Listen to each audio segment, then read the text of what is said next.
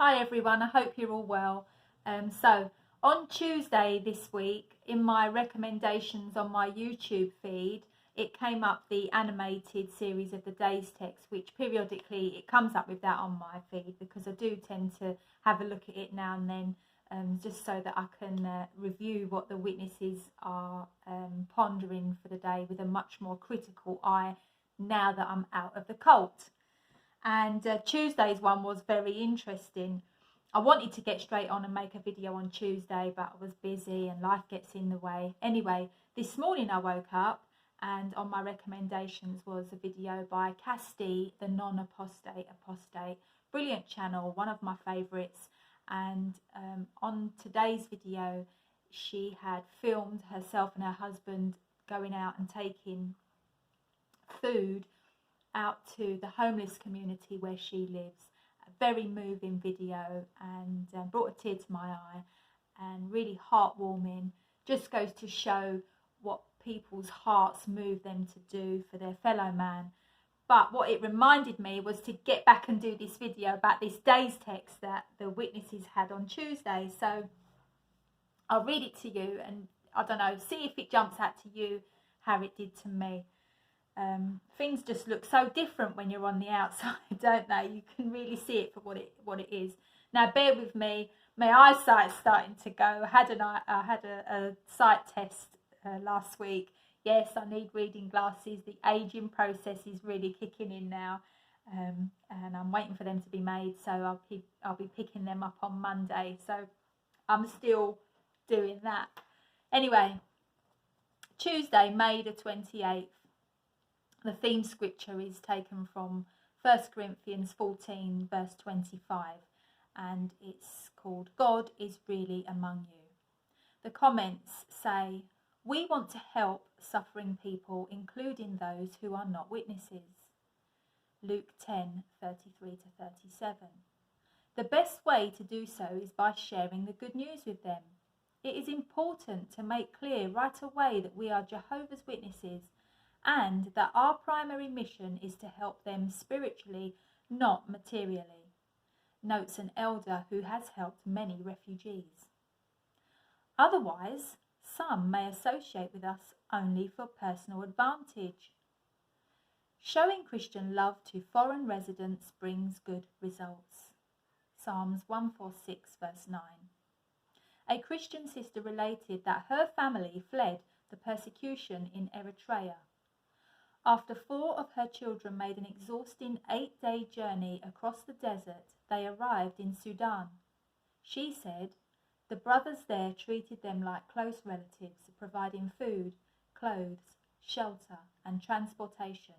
Who else would welcome strangers into their home just because they worship the same God? Only Jehovah's Witnesses. John 13, verse 35. Now, on the surface, that sounds all good, don't it? About helping people, and it talks about sharing the good news and providing food, clothes, shelter, transportation. But when you break it down, you can really see how warped and twisted Jehovah's Witnesses' teachings are. Now, they put a mask on of something that they want. Their mask is of what they want to portray to others, but the reality is far different of it. So the initial sentence says, we want to help suffering people, including those who are not witnesses. The scripture is Luke 10, 33 to 37, which is basically the Good Samaritan. I'll read to you what the New World Translation says there. It says, but a certain Samaritan travelling the road came upon him, and at seeing him he was moved with pity. So he approached him and bandaged his wounds, pouring oil and wine on them. Then he mounted him on his own animal and brought him to an inn and took care of him. The next day he took out 2 denarii, gave them to the innkeeper and said, take care of him, and whatever you spend besides this, I will repay you when I return. Who of these 3 seems to you to have made himself neighbour to the man who fell victim to the robbers? He said, the one who acted mercifully toward him. Jesus then said to him, go and do the same yourself. So that's a well-known parable. even people that are not Christians know that parable. And it goes in line with the first sentence. We want to help suffering people, including those who are not witnesses. But listen to where the twist is, yeah? It says the best way to do so is by sharing the good news with them. Now, you had the scripture there about the Good Samaritan. Did the Samaritan take this opportunity to teach or to share anything of a spiritual nature with this Jewish man? No, he didn't. He just helped him with his needs. So basically, the man needed his wounds attending to, he needed shelter, he needed food, he needed water, and this was provided for him. They've twisted it now to say the best way to do so is by sharing the good news with him. They might as well have not used that scripture. It's totally irrelevant to the message that they're putting out there. But they put it in there because it just makes it look good. So it goes on to say it's important to make clear right away that we are Jehovah's Witnesses and that our primary mission is to help them spiritually, not materially, notes an elder who has helped many refugees. So if you are going to give somebody any kind of assistance, you want to always make it clear that you are one of Jehovah's Witnesses. Why is that? Why do you always have to make that clear? Well, it's because you put the organisation in a good light. And later on, people might reflect, and then they might be moved to say, oh, Jehovah's Witnesses are really nice people, which, everyone knows my views on that who watches my channel. So yeah, it's all about putting across, the organisation and making sure that you're helping them spiritually, not materially. You can tell them about the time when all their needs will be met physically. So you can encourage them, you might be hungry now, but in the future, there'll be mountains overflowing with grain. Or you might not have a home now, but in the paradise, you're going to build your own home. So that's really helpful, ain't it, to a person who's hungry, living on the streets. Anyway, it says, otherwise some might associate with us only for personal advantage. Now, it goes on to say, there's no new paragraph at this point, but it goes on to say, showing Christian love to foreign residents brings good results. Psalms 146 verse 9, which says, Jehovah is protecting the foreign residents. He sustains the fatherless child and the widow, but he thwarts the plans of the wicked. Now, the reason why I'm picking up on the fact there's no new paragraph at this point is because this is a different subject. They've gone on to a different subject and they haven't made it clear to the reader. So the previous sentences we read, they were about how you deal with people that are not Jehovah's Witnesses that you meet in the ministry. Basically, you only share the good news with them. Now, it's moved on to showing love amongst your own, so amongst the Jehovah's Witnesses, but it makes no distinction there. So it just goes on to say, showing Christian love to foreign residents brings good results. This is not any old foreign resident. These are not your random foreigners. These are foreign residents that are already Jehovah's Witnesses. And it talks about the Christian sister that fled persecution. They came across the desert, an 8-day journey, and when they arrived in the Sudan, the brothers there treated them like close relatives, providing food, clothes, shelter and transportation. Now, of course they provided these things for one of their own, because they are always trying to prove that they are God's organisation. Now, the scripture in John 13:35, by this all will know that you are my disciples if you have love among yourselves. So because they're always trying to prove that they are these disciples of Jesus, they do show this love among themselves, yeah? They do help each other. I benefited from that when I was in the organisation, and I helped other people that were Jehovah's Witnesses.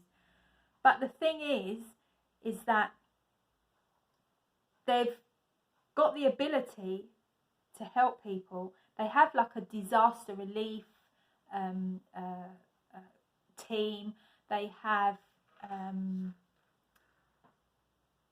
they will sometimes gather together funds to help out people in need in the congregation. But when they're doing these sort of things, it is only for their own. It's only for fellow Jehovah's Witnesses. So putting in this scripture about the Good Samaritan is totally irrelevant. You know, it's so bogus to put that in there when the Samaritans were seen as an apostate.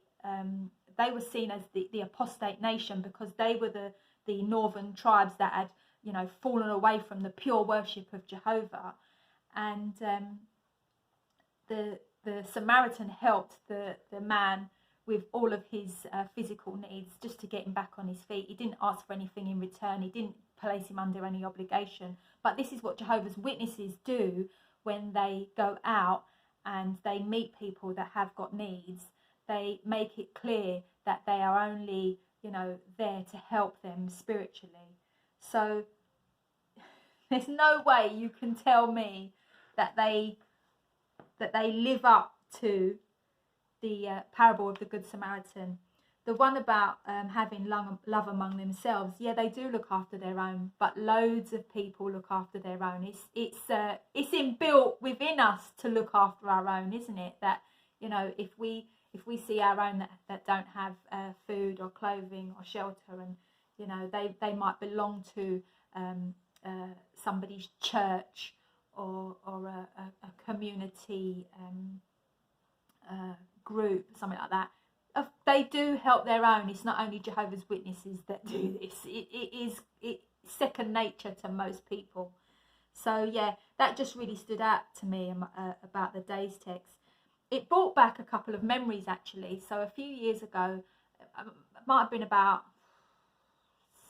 7 or so years ago, I was out at a shopping centre with my daughter, and it was an outdoor courtyard space, and there was like a barbecue stand set up, and they were doing burgers and sausages and all that sort of thing.